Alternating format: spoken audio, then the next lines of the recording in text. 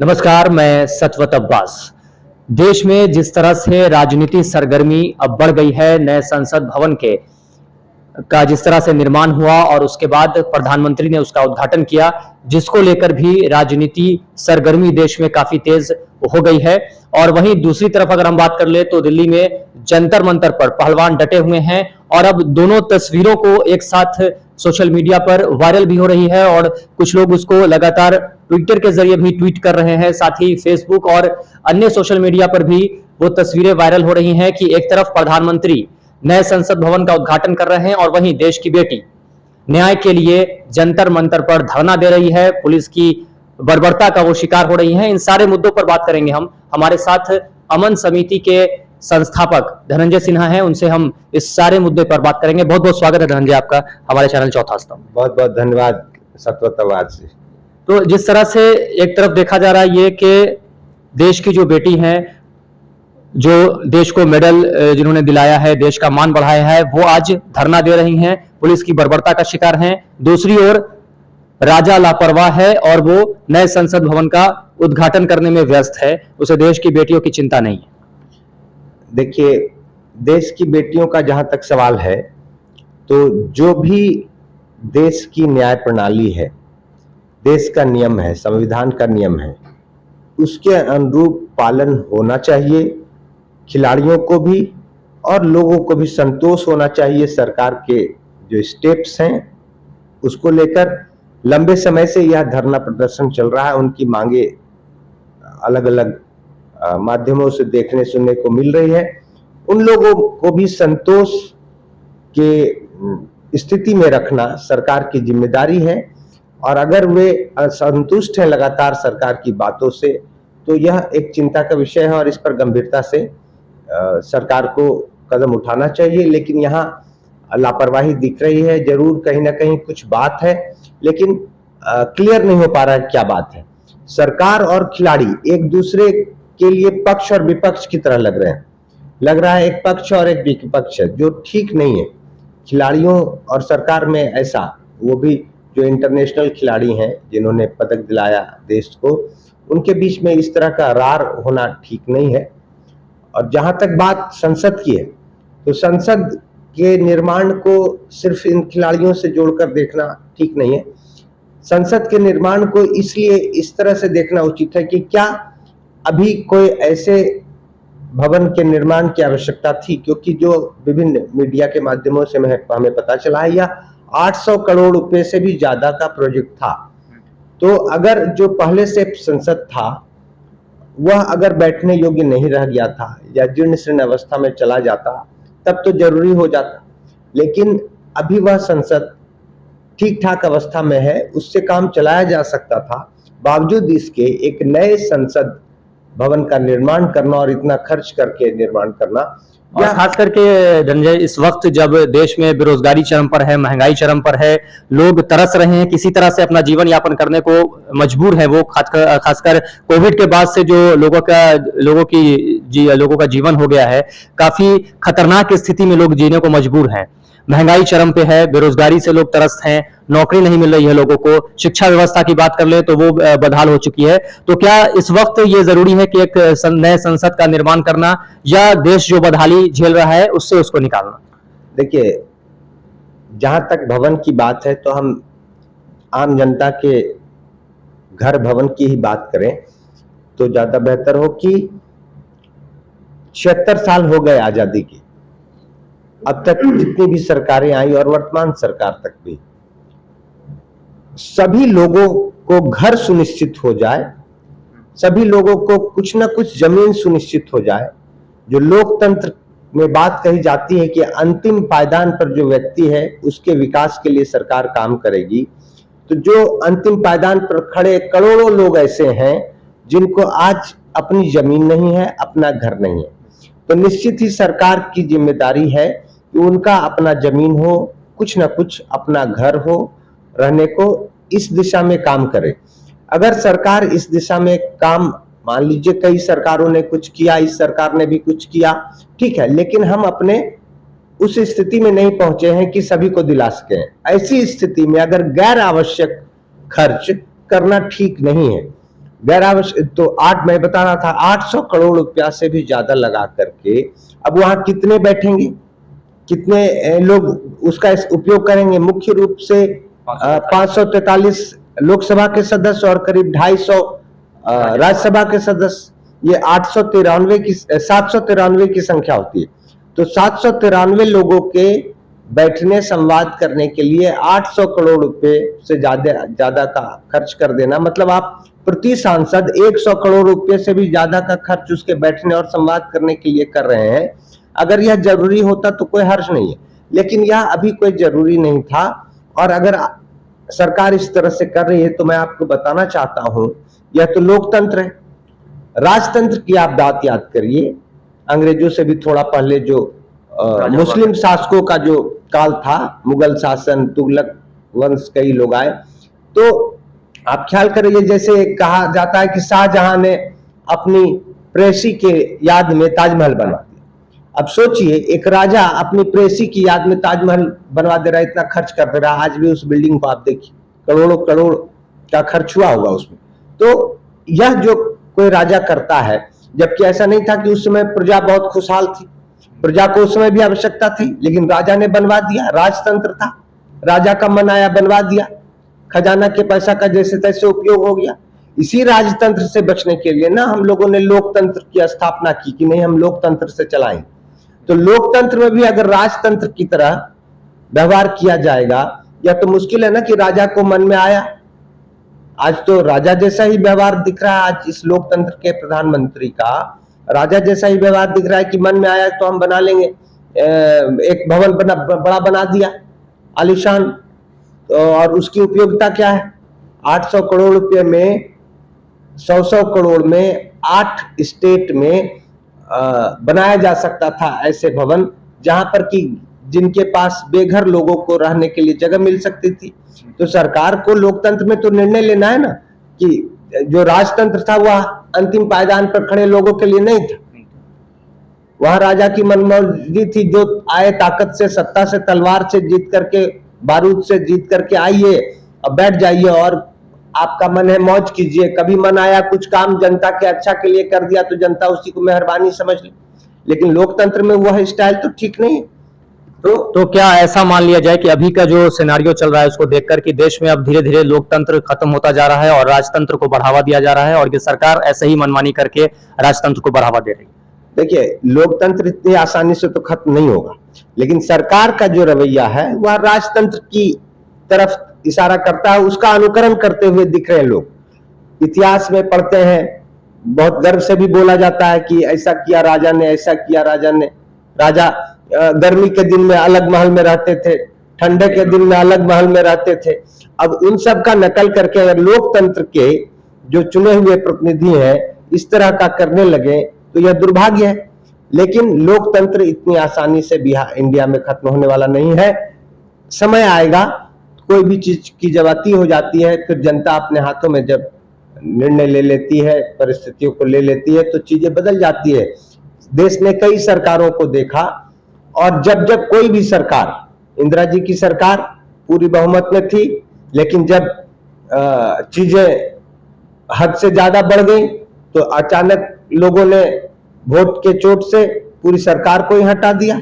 जनता party की सरकार आई। तो कोई भी सरकार कितनी भी ताकत में हो, अगर आप लोकतंत्र में राजतंत्र की तरह रवैया अपनाइएगा तो वैसा ही होगा, वैसा ही। तो जिस तरह से अब लोग ये भी कह रहे हैं कि वहां पर जो नेशनल सिंबल था हमारा अशोक स्तंभ, उसकी जगह अब संगोल का इस्तेमाल वहां पर किया गया है। संगोल की जिस तरह से वहां पे स्टैच्यू टाइप करके उसको लगाया गया है, या उद्घाटन जब हुआ उसमें उस सिंबल को दिखाया गया, तो क्या अब लग रहा है कि संगोल ही अब हमारा प्रतीक हो जाएगा और अशोक स्तंभ को अब हटा दिया जाएगा? देखिए, प्रतीक महत्वपूर्ण नहीं है कि अशोक स्तंभ है तो कोई जादू होगा या संगोल है तो कोई जादू नहीं होगा।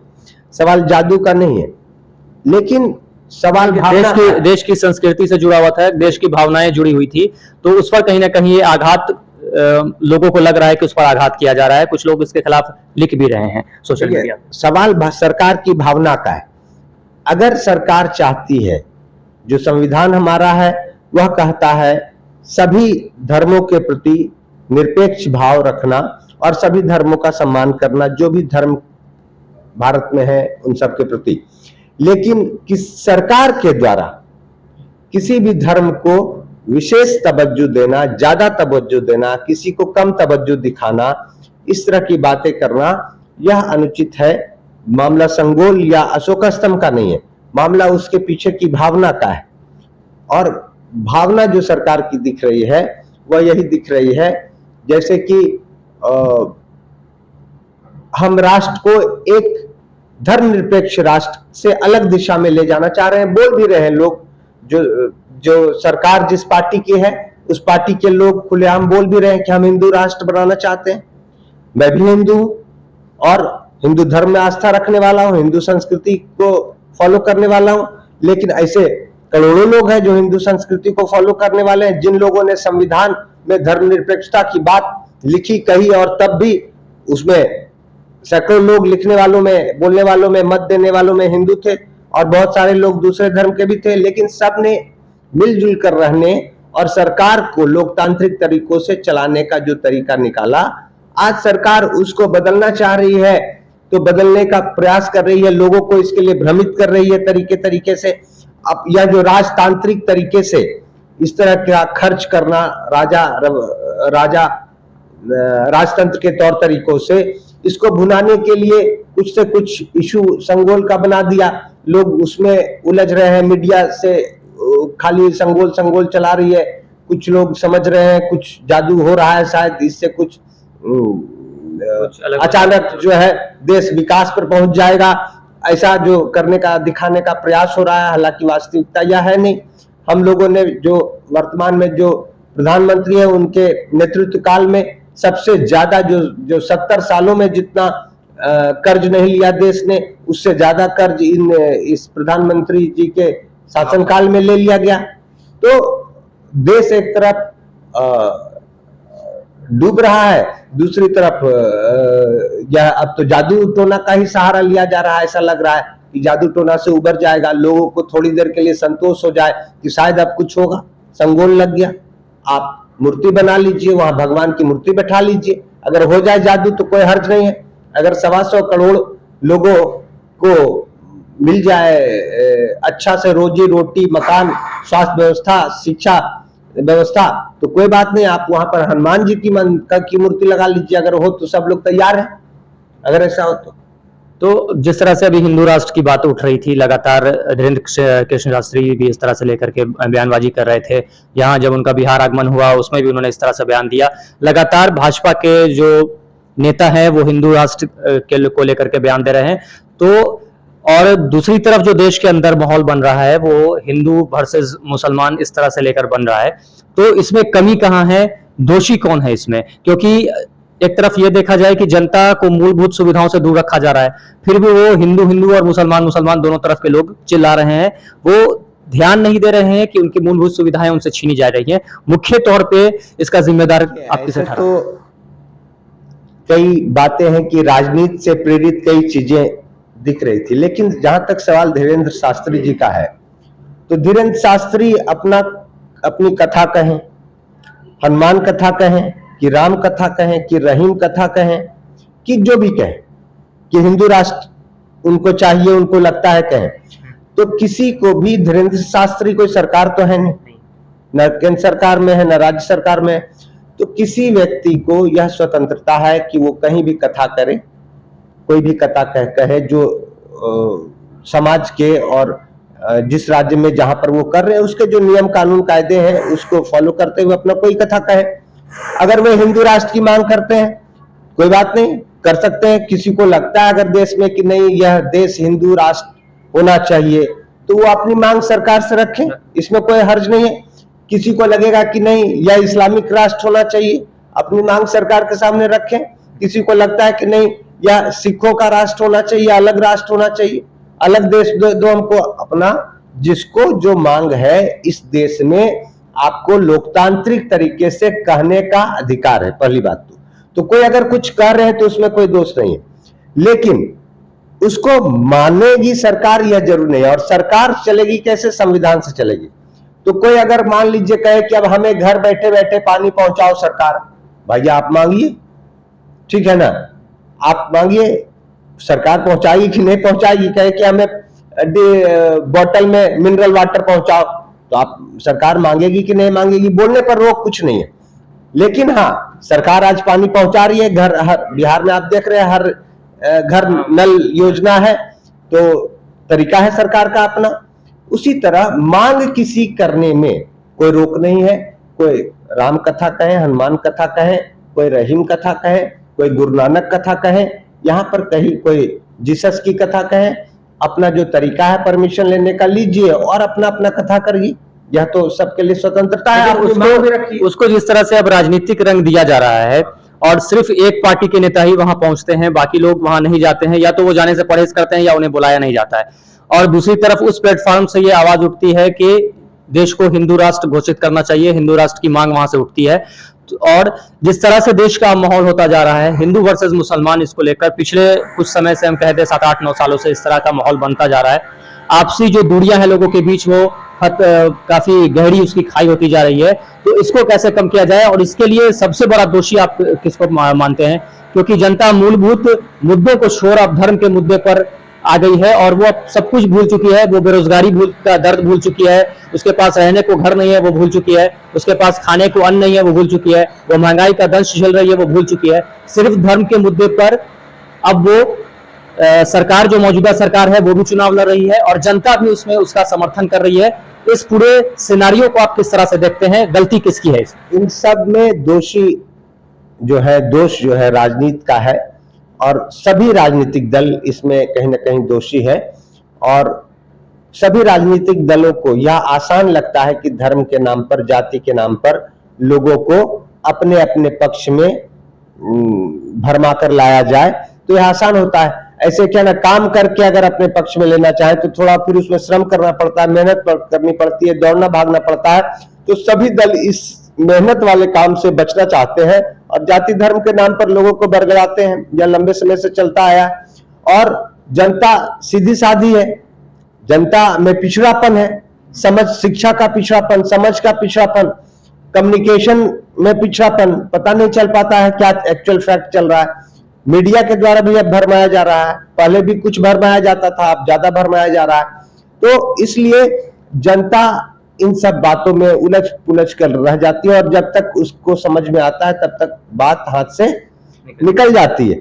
और इसके लिए आवश्यक है कि अब ऐसी संस्थाओं को, क्योंकि पार्टियां कर नहीं रही हैं, तो अब ऐसी गैर पार्टी, गैर राजनीतिक संगठनों को सामने आना पड़ेगा और देश में सभी धर्म के लोगों के बीच, सभी जाति के लोगों के बीच कैसे आपसी सद्भाव, सामंजस्य बैठाया जा सके, उसको बरकरार रखा जा सके, इसके लिए काम करना पड़ेगा। अमन समिति इसके लिए प्रयास कर रही है कि हिंदू मुस्लिम हो और अन्य भी धर्म के लोग हो और जो अन्य अलग अलग जातियों के लोग बीच में भी जो विभेद है, उन सबको कैसे रोका जा सके और सबके बीच एक प्रेम, सद्भाव, भाईचारे का माहौल कायम किया जा सके, इसके लिए प्रयास कर रही है। अभी प्रयास का स्तर छोटा है, लेकिन चूंकि सकारात्मक दिशा में प्रयास है तो निश्चित ही इसको थोड़ा समय के बाद गति मिलेगी। और प्रकृति भी प्रेम और भाईचारे के पक्ष में, इसलिए जो भी विभेद कराना चाहते हैं वह विभेद ज्यादा दिन तक टिकेगा नहीं। और आप देखते हैं कि 125 करोड़ का देश है, कितना भी विभेद पैदा कर लो, कितना विभेद होता है। एक समय में इस देश में कम ज्यादा से ज्यादा एक घटना हुई रहती है। आप साल भर में 10 से 20 से 50 से 100 से ज्यादा बड़ी घटना देख नहीं सकते आप। तो इसी घटनाओं को टेलीविजन पे चला चला के घर में बैठे 125 करोड़ लोगों तक पहुंचाने का प्रयास किया जाता है, मोबाइल से पहुंचाने का प्रयास किया जा सकता है।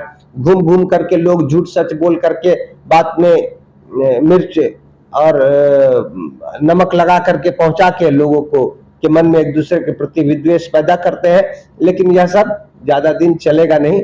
और आपने देखा श्रीलंका का क्या हाल हुआ, जब एक अति कोई चीज की हो जाती है और फिर जब लोगों को भान होगा कि गलत हो रहा है, सरकार गलत कर रही है, तो फिर हाल श्रीलंका की तरह हो, यह हम लोग नहीं चाहते हैं। इसलिए हम लोग उससे पहले ही सजगता के अभियान चलाना चाहते हैं कि कोई भी सरकार, हमारी ही चुनी हुई सरकार है, वह हम लोग उसको समय रहते, जो सरकार ठीक से नहीं चलेगी बदल लेंगे और इस तरह से फिर देश को एक शांति स्थिरता के साथ चलाएंगे। तो जिस तरह से देखा आपने, हमारे साथ धनंजय सिन्हा थे जो अमन समिति के संस्थापक हैं। इनसे हमने बातचीत की, काफी मुद्दों पर इनसे बात हुई। तो जिस तरह से नए संसद भवन का निर्माण हुआ है, उसका उद्घाटन प्रधानमंत्री नरेंद्र मोदी ने किया, इसको लेकर भी बातचीत हुई। तो जिस तरह से एक तरफ जो तस्वीरें हैं वो ये बता रही हैं कि लोगों के पास रहने को घर नहीं है, अन्न नहीं है खाने के लिए, अच्छी शिक्षा के लिए वो तरस रहे हैं, बेरोजगारी चरम पर है, और दूसरी तरफ 793 लोगों के लिए ऐशो आराम की पूरी व्यवस्था कर दी गई है, जबकि पहले से वो व्यवस्था थी। पुराने संसद भवन का इस्तेमाल किया जा सकता था, क्योंकि ना तो उसकी इमारत जर्जर हुई है, ना ऐसा उसमें कुछ है कि लोग बैठेंगे तो वहां पर कोई ऐसी घटना हो सकती है। तो अगर ऐसा था भी तो उसकी रिपेयरिंग कराई जा सकती थी, कम खर्च में उसे अच्छा बनाया जा सकता था। लेकिन 800 करोड़ से ज्यादा खर्च किसी एक भवन के निर्माण में कर देना, सिर्फ 793 लोगों के लिए, और बाकी जो जनता है, करोड़ों की संख्या में जनता सड़कों पर रहने को मजबूर है, उसके बारे में नहीं सोचा जा रहा है। तो कहीं ना कहीं लोकतंत्र वाले देश में अब राजतंत्र के सहारे सरकार चलाने का प्रयास किया जा रहा है। तो जरूरी है कि अब लोग शिक्षा की ओर ध्यान दें, लोग शिक्षित हों, अपने मौलिक अधिकार को समझें, क्योंकि उनके मौलिक अधिकार का लगातार हनन किया जा रहा है। तो लोगों को एकजुट होकर इस विषय पर सोचना चाहिए। सोशल मीडिया पर फैलाई गई गंदगी को आप रियल में बिल्कुल ना समझे, वो वास्तविक हो भी सकती है, काल्पनिक भी हो सकती है। तो बहुत सारी चीजें जो है उसे सोच समझकर आप उसका निर्णय लें। जिस तरह से हिंदू राष्ट्र या हिंदू मुस्लिम को लेकर नए नए प्रोपेगेंडे फैलाए जा रहे हैं, तो उस पचड़े में आप बिल्कुल ना पड़े, और जो देश में लोकतंत्र है उसको बचाए रखने में लोगों का एकजुट होना काफी ज्यादा जरूरी है। तो अगर ये वीडियो आपको अच्छी लगी हो तो आप इसे लाइक जरूर करें। हमारे चैनल को अब तक आपने सब्सक्राइब नहीं किया है तो जल्दी से कर लें, और बेल आइकन दबाना बिल्कुल ना भूलें। और ऐसी ही तमाम खबरों के लिए आप देखते रहें हमारा चैनल चौथा स्तंभ। नमस्कार।